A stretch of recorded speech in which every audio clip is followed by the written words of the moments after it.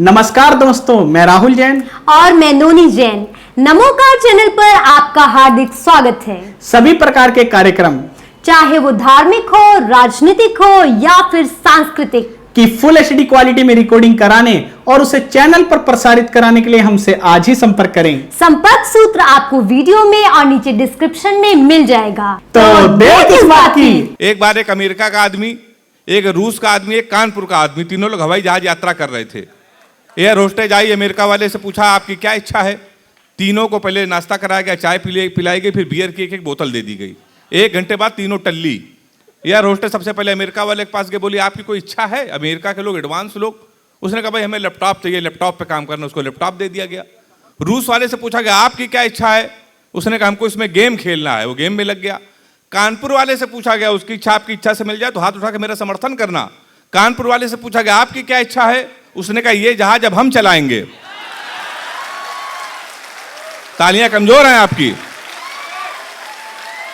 बहुत अच्छा आप सुन रहे हैं। तो कानपुर में इतनी वीरता कूट कूट के भरी हुई है। शिखा सिंह जी बैठी हुई हैं, तमाम बार मैंने उनसे निवेदन किया कि आइए कुछ प्यार मोहब्बत की बातें कीजिए, हमारे नौजवानों को भला हो इससे। कहने के नहीं हम वीर रस की बात करेंगे। उन्होंने अपनी लेखनी से कोई समझौता नहीं किया, जो भी लिखा तिरंगे के लिए लिखा, देश के लिए लिखा। मैं 4 पंक्तियों से उन्हें आवाज देना चाहता हूं कि अहिंसा के पुजारी हम, जगत को बुद्ध देते हैं, मिलावट कुछ नहीं करते, जो देते शुद्ध देते हैं। हमारी शांत प्रियता को न कायरता समझ लेना, किसी ने युद्ध मांगा तो उसे हम युद्ध देते हैं। एक बार जोरदार तालियां। ज्वाल नीर जब एक बने, ज्वाल नीर जब एक बने, मैं वो अद्भुत परिणीति हूँ। धर्म देश की रक्षा पर कौटिल्य सरीखी नीति हूँ। वक्र दृष्टि के दृष्टिपात संहारक रचना रीति हूँ। मैं ऊर्जिता कर्म युद्ध में कान्हा की रणनीति हूँ। मेरे रक्त में बहता जनगण मन में वंदे मातरम जीती हूँ। भारत माँ की जय कहती नहीं, मैं गंगा जल सा पीती हूँ।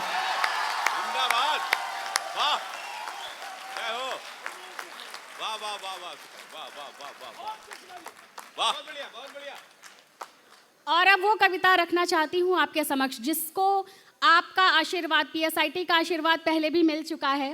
जी हाँ, मैं कुछ समय पहले की बात है, पीएसआईटी का एनुअल फंक्शन था इग्निशिया। अभ्युदय क्लब ने एक पोएट्री राइटिंग कंपटीशन ऑर्गेनाइज किया था। Yes you guys.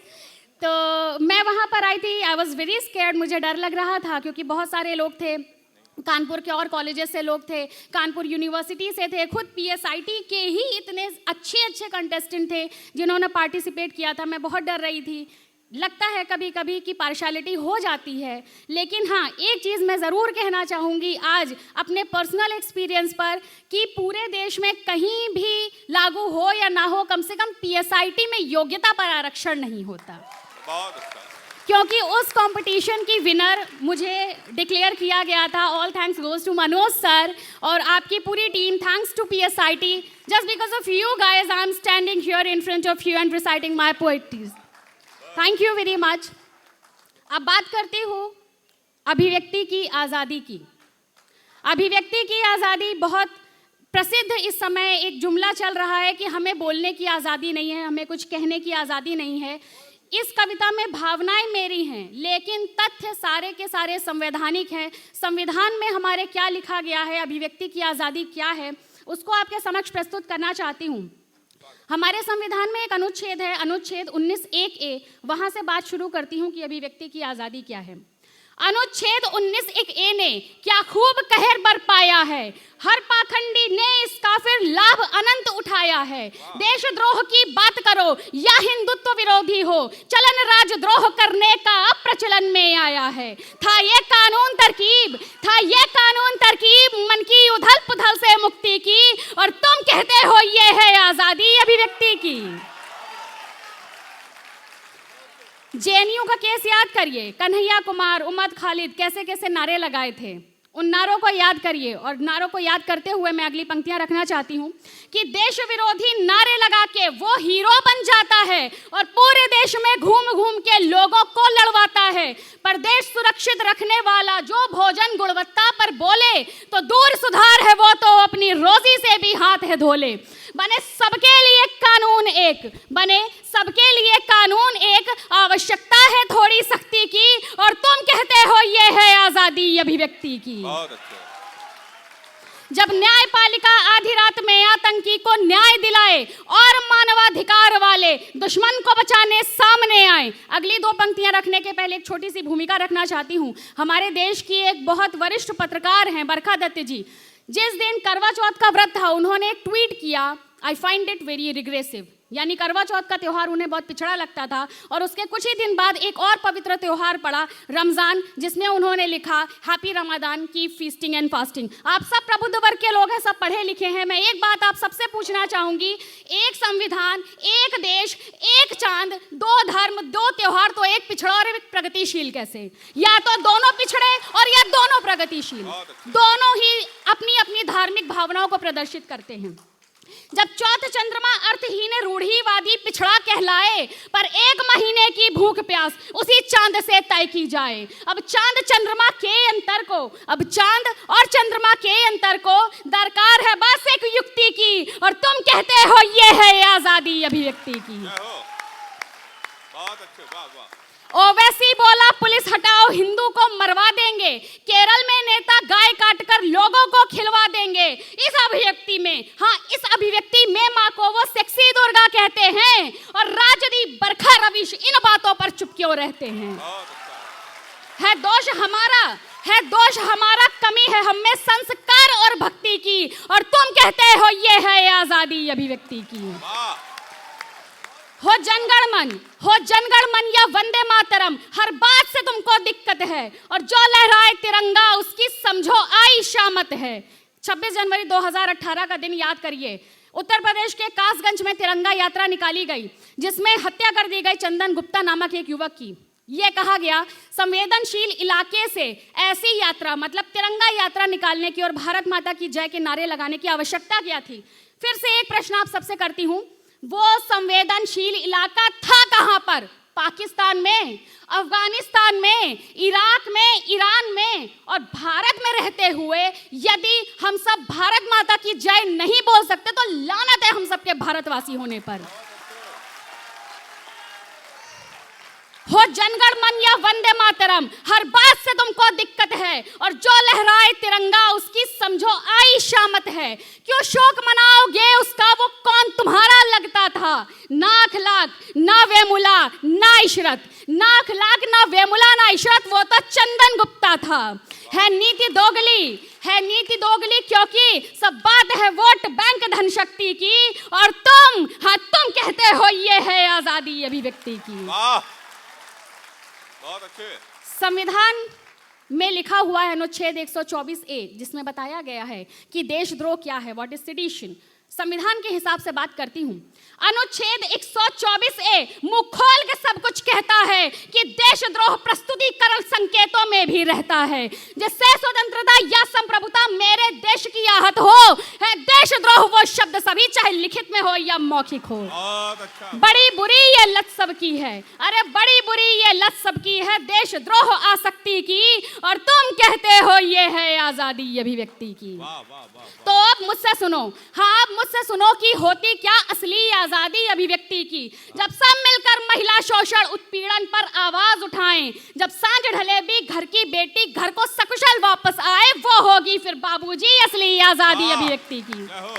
जब जब नाग आतंकवाद का भारत में अपने फन फैलाए और उसे कुचलने हिंदू मुस्लिम सिख ईसाई साथ में आए, वो होगी फिर बाबूजी असली आजादी अभिव्यक्ति की। जब भारत के टुकड़े करने वाले अपने टुकड़े गिन ना पाए, घर घर से अफजल लाने वाले पाकिस्तान में फेंके जाए, वो होगी फिर बाबूजी असली आजादी अभिव्यक्ति की। जब सरहद पर तैनात सिपाही गली का गुंडा ना कहलाए और मरते दम तक उसकी बीवी हर साल करवा चौथ मनाए, वो होगी फिर बाबूजी असली आजादी अभिव्यक्ति की। जब कश्मीर से धारा 370 और 35 से हट जाए और कश्मीर सहित पूरे भारत में बेखौफ मेरा तिरंगा लहराए, वो होगी फिर बाबूजी असली आजादी अभिव्यक्ति की। और कहे ऊर्जिता कविता मेरी जब देश के गद्दारों तक जाए और सुन के इसे फिर राखे उनकी शर्म और आंसू से झुक जाए, वो होगी फिर बाबूजी असली आजादी अभिव्यक्ति की। और अंत में सबसे हाथ जोड़कर ऊर्जिता ये कहती है, बुरा लगा तो भाड़ में जाओ, देशभक्त ये कहती है। तुम बोले, मैं मौन रही, अब मैं बोलूंगी और लगेगी आग, क्योंकि वो तेरी अभिव्यक्ति थी और ये मेरी अभिव्यक्ति है। वो तेरी अभिव्यक्ति थी और ये मेरी अभिव्यक्ति है।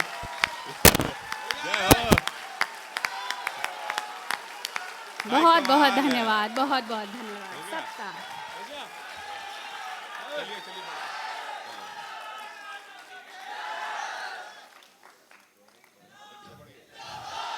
अगली कविता हो गई वो, ये वाली जल्दी। 4 पंक्तियां और रखती हूं आपके समक्ष, और उन 4 पंक्तियों में भारत की 4 बड़ी उपलब्धियों को आपके समक्ष रखना चाहती हूं, जो मेरी दृष्टि में बहुत बड़ी उपलब्धि है। अभी कुछ दिनों पहले श्री अटल जी का देहावसान हुआ था। उनके देहांत पर बहुत बड़े विकसित देशों ने अपने राष्ट्रध्वज झुका करके राष्ट्र शोक मनाया था। यूके, यूएस, मॉरिशस जैसे देशों ने राष्ट्र शोक मनाया था। दूसरी उपलब्धि है सर्जिकल स्ट्राइक, आप सबको पता है, मुझे कुछ कहने की ज़रूरत नहीं। तीसरी उपलब्धि शायद कुछ लोगों को ना पता हो कि पूरे विश्व में भारत एकमात्र ऐसा देश है जो प्रथम प्रयास पर मंगल पर सफलतापूर्वक पहुंच गया है, और ये बात Guinness book of world record में दर्ज हो चुकी है, इस वक्त कोई बदल नहीं सकता। और चौथी उपलब्धि, अगस्त में एशियाड खेलों में भारत के एक सैनिक नीरज चोपड़ा ने एक प्रतियोगिता में स्वर्ण पदक जीता, और उससे भी बड़ी उपलब्धि ये थी कि प्रथम और द्वितीय उपविजेता चीन और पाकिस्तान के थे। और जब हमारा राष्ट्रगान जनगण मन बज रहा था तो वो सर झुका के हमारे राष्ट्रगान के सम्मान में खड़े थे। बहुत अच्छे, जय हो। इन 4 उपलब्धियों को 4 पंक्तियों में आपके समक्ष रखना चाहती हूँ। सम्मान में अटल जी के राष्ट्रध्वज झुके जब देश के कल्याण के प्रमाण मिलने लगे। सम्मान में अटल जी के राष्ट्रध्वज झुके जब देश के कल्याण के प्रमाण मिलने लगे। और अरिसनहार किए जाके सीमा पार मेरी सेना ने तो शव के पहाड़ मिलने लगे। और प्रथम प्रयास में ही मंगल पे चले गए, प्रथम प्रयास में ही मंगल पे चले गए, प्रथम प्रयास में ही मंगल पे चले गए। प्रगति के चिन्ह भी प्रगाढ़ मिलने लगे। और जनगण मन पे जो चीन पाक खड़े थे तो मेरे 15 लाख छप्पर फाड़ मिलने लगे। जनगण मन पे जो चीन पाक खड़े थे तो मेरे 15 लाख छप्पर फाड़ मिलने लगे। कुछ दिनों पहले सुप्रीम कोर्ट के कुछ फैसले आए। धारा 377 खत्म कर दी गई, 497 खत्म कर दिया गया। सबरीमाला केस पर फैसला आ गया। सुप्रीम कोर्ट से आप सबकी आवाज़ बन करके कुछ बात कहना चाहती हूँ कि महोदय, इस देश में और भी बहुत सारे मुद्दे ऐसे हैं जिन पर आपकी कृपा दृष्टि पड़ना अब अत्यंत आवश्यक है। कृपया उन पर भी ध्यान दें। ये सारे इतने बड़े बड़े केसेस सुलझा दिए, अब छोटे मोटे और भी जो केसेस हैं वो सुलझा दिए जाए। वो सारे मुद्दे क्या हैं, मैं उनको आपके समक्ष रखना चाहती हूँ। बहुत स्वागत। कश्मीरी पंडितों को जो भगाया गया घाटी से तो आज तक उनको निवास न दिया गया। कश्मीरी पंडितों को जो भगाया गया घाटी से तो आज तक उनको निवास न दिया गया। घुसपैठ वाले रोहिंग्या भी आज तक देश में है, उनका अब तक क्यों निकास न किया गया। और मुद्दा जन्मभूमि वाला आज भी अधर में है, मुद्दा जन्मभूमि वाला आज भी अधर में है, उसे सुलझाने का प्रयास न किया गया। और 377 से प्रेम कर बैठे किंतु 370 का नाश न किया गया। 377 से प्रेम कर बैठे किंतु 370 का नाश न किया गया। बहुत अच्छे, वाह वाह वाह वाह। कुछ दिनों पहले बहुत सारे बयान आए कि कुछ लोगों को डर लगता है इस देश में, उनको, उनके पूरे समुदाय को, कौम को डर लगता है। और वो भी तब बोला कि जब एक इतना बड़ा व्यक्ति, इतना सम्माननीय व्यक्ति, इतने महत्वपूर्ण पद से सेवानिवृत्त होते ही एक प्रेस कॉन्फ्रेंस करता है और बोलता है कि उसको और उसके पूरे कौम को इस देश में डर लगता है। तो साहब एक बात बताइए, 10 साल तक आप कर क्या रहे थे? 10 साल तक आप एक इतने महत्वपूर्ण पद को आपने संभाला, और देश के प्रत्येक देशवासी, चाहे वो किसी भी धर्म, किसी भी समुदाय का हो, सर झुका करके पूरे सम्मान के साथ आपकी बात मानी गई। उसके बाद भी आप कह रहे हैं आपको देश में डर लगता है। उनको और उनके जैसे कई लोगों को समर्पित करती हूँ अगली कुछ पंक्तियाँ। जन्म लिया पले बड़े भारत की धरती पे, खास इतना बनोगे सोच न सके थे हम। जन्म लिया पले बड़े भारत की धरती पे, खास इतना बनोगे सोच न सके थे हम। महान संविधान ऐसा हाथों हाथ लिया तुम सर इतना चढ़ोगे सोच न सके थे हम। महान संविधान ऐसा हाथों हाथ लिया तुम सर इतना चढ़ोगे सोच न सके थे हम। और देश सहिष्णु ऐसा मिलेगा ना दूजा कहीं, देश सहिष्णु ऐसा मिलेगा ना दूजा कहीं, देश सहिष्णु ऐसा मिलेगा ना दूजा कहीं। दोष देश पे मढ़ोगे सोच न सके थे हम, और खा कर के छेद कर दिया उस थाली में ही, घात इतना करोगे सोच न सके थे हम। अनेकता में एकता की अतिरेकता हुई है, तीर को कमान से निकल जाना चाहिए। अनेकता में एकता की अतिरेकता हुई है, तीर को कमान से निकल जाना चाहिए। और नियम कानून जो भी प्रगति को रोक रहे उन्हें संविधान से निकल जाना चाहिए। और चाहे कुछ कहो दंड मिलता नहीं है कोई, चाहे चाहे चाहे चाहे चाहे कुछ कहो, अरे चाहे कुछ कहो दंड मिलता नहीं है कोई, उनके ये ध्यान से निकल जाना चाहिए। और असहिष्णु देश मेरा लगता है जिनको भी, उन्हें हिंदुस्तान से निकल जाना चाहिए। असहिष्णु देश मेरा लगता है जिनको भी, उन्हें हिंदुस्तान से निकल जाना चाहिए। और सेना के सम्मान में एक बात कहना चाहती हूँ, और एक बात कहती हूँ कि जो सेना को बलात्कारी कहते हैं, अत्याचारी कहते हैं, साहब अगर इस समय हम सब यहाँ पर बैठ करके पूरी सुख सुविधा के साथ, पूरी शांति के साथ इस प्रोग्राम को अगर हम एंजॉय कर रहे हैं just because of my army, my defence system, मैं अपनी सेना के सम्मान में कुछ बात कहना चाहती हूँ। हर आपदा से तुम्हें मेरी सेना दूर रखे, खुद आपदा बनोगे सोच न सके थे हम। हर आपदा से तुम्हें मेरी सेना दूर रखे, खुद आपदा बनोगे सोच न सके थे हम। दरिंदगी का खेल तुम देश संग खेल के, मासूम इतना बनोगे सोच न सके थे हम।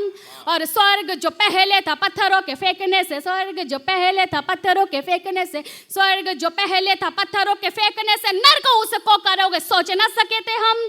और भारत की खाओ और पाक की बजाओ, तुम देशद्रोही सा लगोगे सोच न सके थे हम।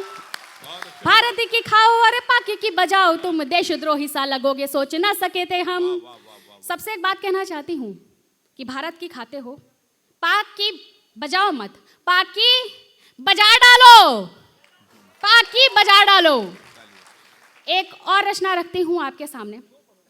प्राकट हुआ है देव का ये मान्यता पुरातनी, हिमगिरी से हिंद तक है वंदनीय वर्तनी, सेनानी संत की लिखित है पूजनीय जीवनी, शिरा शिरा है शौर्य शस्त्र संस्कृति सनातनी, करे विजय समस्त विश्व इतना वो समर्थ है, वो देश जग में एकमात्र मेरा आर्यवर्त है।